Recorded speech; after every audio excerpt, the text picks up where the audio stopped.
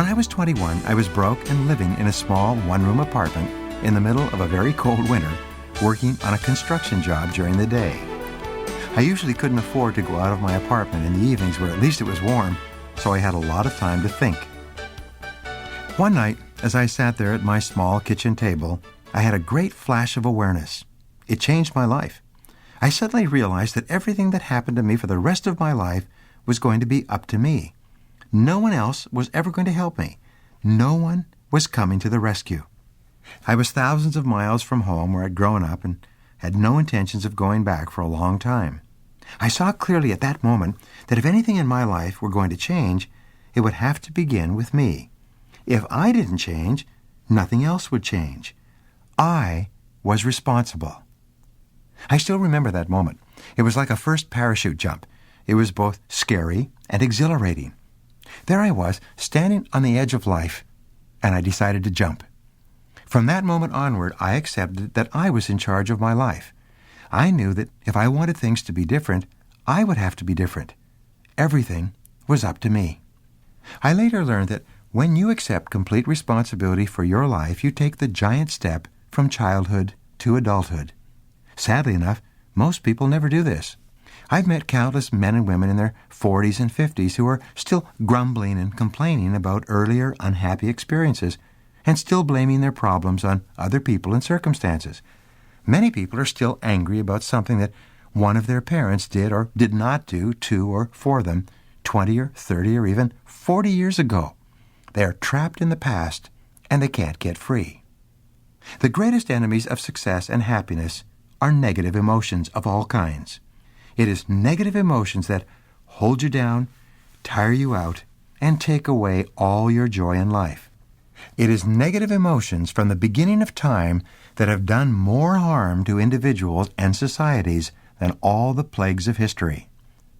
One of your most important goals, if you want to be truly happy and successful, is to free yourself from negative emotions. And fortunately, this can be done if you learn how.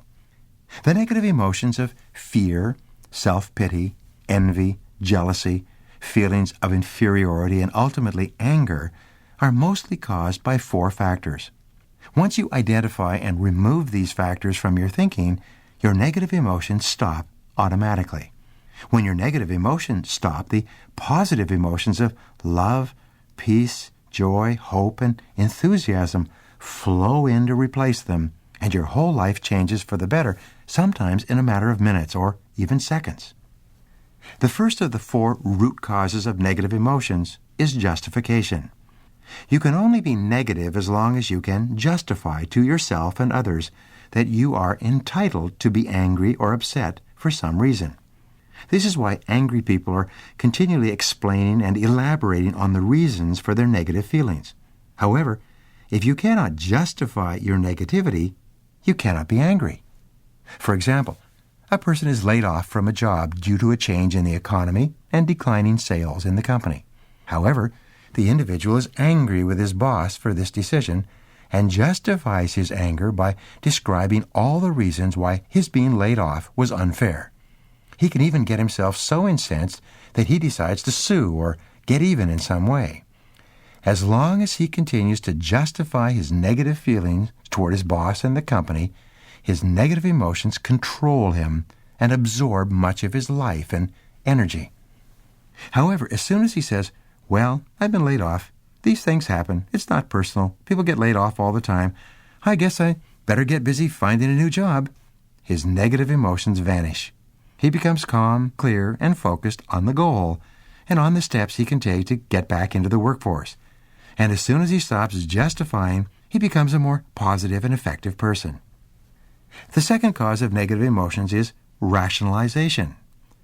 When you rationalize, you attempt to give a socially acceptable explanation for an otherwise socially unacceptable act.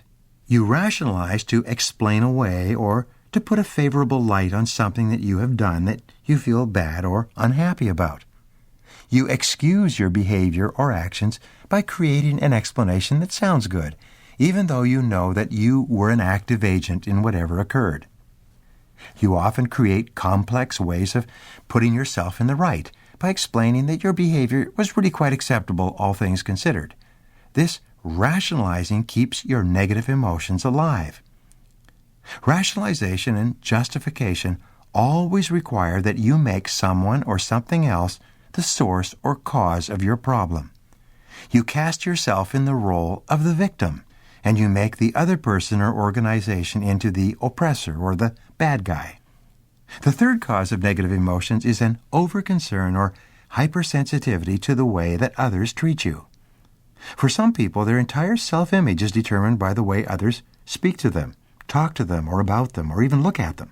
They have little sense of personal value or self-worth apart from the opinions of others. And if those opinions are negative for any reason, real or imagined, the victim immediately experiences anger, embarrassment, shame, feelings of inferiority, and even depression, self-pity, and despair.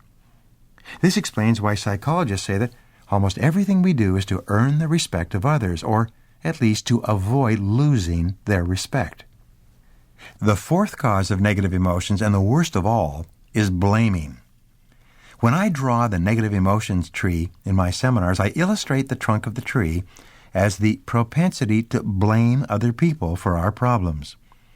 Once you cut down the trunk of the tree, all the fruits of the tree, all the other negative emotions die immediately. Just as when you jerk the plug out of the wall that lights up the Christmas lights in the tree, all the lights go out instantly.